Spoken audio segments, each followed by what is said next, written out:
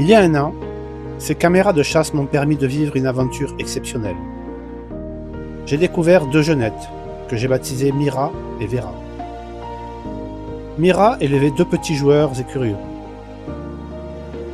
Vera, reconnaissable à son oreille entaillée, s'occupait d'un unique petit. Pendant des mois, j'ai observé leur vie discrète dans ce coin de nature. Puis, elles ont disparu. Aujourd'hui, un an plus tard, une question me hante toujours. Que sont devenus Mira et Vera ?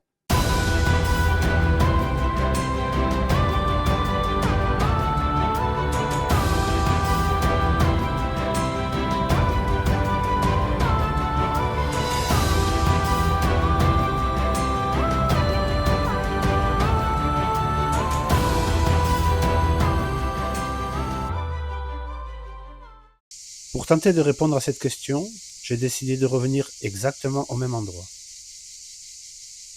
J'ai installé plusieurs caméras de chasse sur les passages les plus fréquentés. Mon objectif n'est pas seulement de retrouver Mira et Vera, je veux comprendre comment ce territoire a évolué après une année entière. Les premiers jours passent. Comme souvent, en observation animalière, il faut être patient.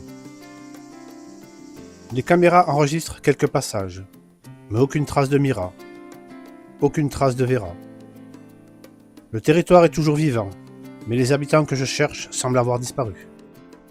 Puis, un soir, une silhouette apparaît. Une jeunette. Est-ce Mira ?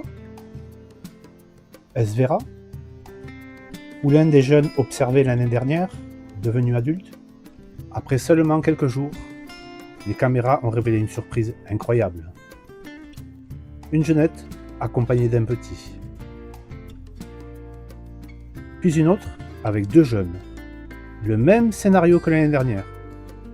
Une simple coïncidence ? Ou le retour de Mira et Vera sur leur territoire ? Le deuxième relevé me réserve encore de belles surprises.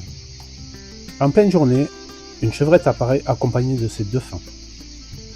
Elle traverse tranquillement le champ de la première caméra avant de s'arrêter devant la seconde.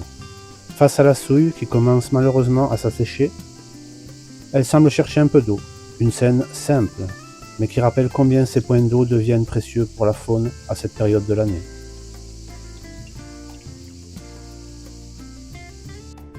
Puis, vers 6 heures du matin, une autre séquence attire immédiatement mon attention. Sur le grand tronc couché, une jeunette apparaît, accompagnée de deux petits. En regardant les images, image par image, un détail me saute aux yeux. La femelle semble présenter une entaille à l'oreille. Serait-ce Vera ? Il est encore trop tôt pour l'affirmer. Une seule séquence ne suffit pas à identifier avec certitude une jeunette sauvage.